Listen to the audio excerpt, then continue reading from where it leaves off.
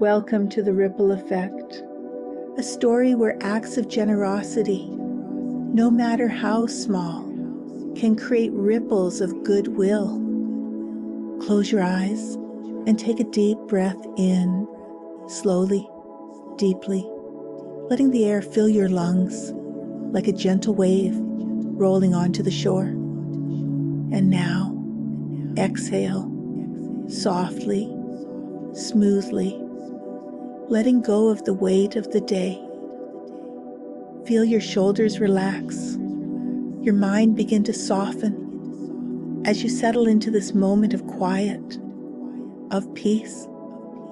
There is nothing to do now, nowhere to be, only the sound of my voice, the steady rhythm of your breath, and the gentle pull of relaxation washing over you. With each breath, you begin to drift deeper into calm, deeper into stillness, as though you are floating, weightless, upon the surface of a quiet lake. The water is warm beneath you, the stars above twinkling like distant lanterns in the night sky. The air is cool against your skin, refreshing, soothing. Let each inhale draw you further into comfort.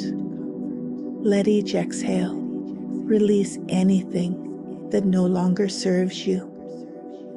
The past is gone. The future has yet to come. All that exists is this present moment, safe, serene, and effortless. Now, imagine yourself standing by a quiet river, its surface smooth as glass, reflecting the silver glow of the moon. The night air is still, filled with the scent of earth and water. A gentle breeze rustling through the tall reeds along the shore. As you watch the river, a single ripple disturbs the surface, spreading outward, gently expanding, disappearing into the depths beyond your vision. And so, too, you begin to feel yourself letting go, surrendering to the rhythm of this endless, flowing current. This river is time. This river is thought. And like the ripple expanding across its surface, every kindness, every action carries forward, reaching places unseen, returning in ways we cannot yet imagine. And now, as you drift deeper into this peaceful place, the story begins. The stars stretched endlessly across the velvet sky, their silvery glow reflecting upon the quiet river that wound its way through the valley. The night was hushed, save for the soft murmur of the wind rustling through ancient willows and the rhythmic lapping of water against the banks. A mist curled above the surface, shifting like whispered secrets between the earth and the heavens. The world held its breath in the sacred stillness of night, waiting. In a small village nestled at the river's bend, there lived a man named Elias. Once a prosperous merchant, Elias had fallen upon difficult times. His wealth had dwindled, his friends had scattered like autumn leaves, and he found himself alone in a house that was far too grand for a solitary man. Each night, he sat by the river, watching the moonlight dance upon the rippling surface. It was here, in the silence, that he allowed his thoughts to settle, the weight of his worries dissolving into the gentle rhythm of the world around him. Tonight was no different, until he heard the sound of quiet sobbing carried on the wind. The sound was faint, almost indistinguishable from the rustling leaves, yet something about it called to him, a sorrow that resonated with his own. He rose to his feet, following the sound through the winding village paths, until he reached the gnarled arms of an old sycamore tree.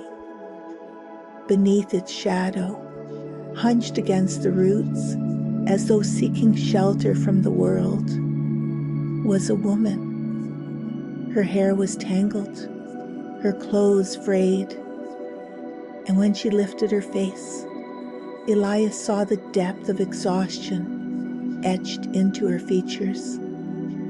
Her eyes, hollow and lost, flickered with wariness as she noticed him. "I mean no harm," Elias said, his voice low and soothing, as though speaking to a wounded animal. "Only that I heard your sorrow, and it seems too heavy to carry alone." The woman hesitated, fingers clutching the thin fabric of her cloak. She swallowed hard before whispering, "I have nothing left. No home, no coin, no food." Elias hesitated as well. He had little enough himself. His fortune had turned, his coffers near empty, and yet, as he looked into the woman's eyes, he felt something stir within him, a knowing that in giving, he might receive something far greater than gold. Reaching into his coat, he withdrew his last silver coin. It was worn at the edges, bearing the face of a long-forgotten king, a relic of his once thriving trade. He turned it over in his palm, feeling the cool weight of it, before pressing it into the woman's trembling hands. "Take this," he said. "It is not much, but it will buy you bread and shelter for the night." The woman stared at the coin, her fingers tracing its surface, as though it were the most precious thing in the world. Then slowly, a fragile smile curled upon her lips. "You are kind," she whispered, voice barely carrying on the wind.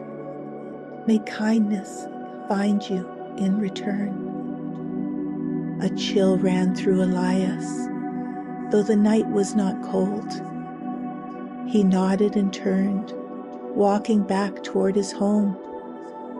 The wind was softer now, the night air warmer, as though the world had exhaled a sigh of relief. Days passed. Elias, though still struggling, felt lighter. Something had shifted within him that night, beneath the sycamore. He continued his nightly visits to the river, allowing its steady flow to calm his mind, the memory of the woman's grateful smile lingering like a warm ember in his chest. He found himself wondering what had become of her, whether she had found safety. And then, on an evening draped in golden twilight, a stranger arrived at his door. The man was clad in deep blue robes, embroidered with celestial patterns, his presence commanding yet serene. His eyes, dark as the spaces between the stars, held an unreadable depth. Elias felt his breath hitch, an instinctive understanding, whispering that this was no ordinary visitor. "I seek the one who gave his last coin to a beggar beneath the sycamore," the man said, his voice smooth as river stones. Elias, startled, inclined his head. "I am he," The stranger smiled, a knowing glimmer in his gaze. Then you have been chosen. A shiver traced Elias's spine. Chosen for what? The man gestured toward the road. Come and see. Though logic told him to hesitate, something deeper, a pull within his very soul, urged him forward. Trusting this unseen force, Elias followed. They walked through winding paths, deeper into the valley, until they reached an ancient temple, half buried in vines. The air was thick with the scent of incense, the flickering glow of lanterns illuminating stone-carved figures along the temple walls. Dozens of people sat in hushed reverence, their eyes filled with hope and something more, belief. At the center of the chamber stood the woman he had helped. But now she was adorned in robes of gold and sapphire, her once weary face alight with quiet power. You gave without expectation, she said, stepping forward, and in doing so, you set a ripple in motion. She extended her hand, revealing the same silver coin he had given her. You gave me dignity when I had none left. That coin bought my passage to safety, to a place where I could reclaim my strength. And now it returns to you. Elias took the coin, and warmth spread through him, curling like firelight in his veins. The woman smiled. But it is not just a coin. It is a key. It will open a door in the village where the weary may find rest, where the lost may find guidance, and you will lead them. The temple seemed to shimmer, as if the very walls pulsed with unseen energy. Elias's breath deepened, his mind expanded, and for the first time in years, he felt whole. The house that once felt too large for a single man became a refuge. The door was never locked, the hearth never cold. Those in need found comfort there, and those with more gave freely, creating a cycle of generosity that stretched beyond the village, beyond the valley, beyond even time itself. Elias, no longer a merchant, no longer a man weighed down by loss, found his riches in the faces of those he helped. And when he sat by the river at night, watching the water carry its endless ripples toward the horizon, he understood. A single act of kindness does not end. It flows outward, touching unseen shores, returning when least expected, always in greater measure than it was given. And as Elias let the river's rhythm carry him into sleep, his breath slowed, deepened. The gentle lapping of water echoed the steady beating of his heart. With every inhale, his body grew lighter. With every exhale, the world softened. His thoughts drifted like fallen leaves upon the river's surface, carried effortlessly toward dreams of golden light and silver coins, of open doors and warm hearths. The weight of the day melted away. His muscles loosened, his mind untangled. The gentle whisper of the river cradled him, wrapping him in an embrace of stillness.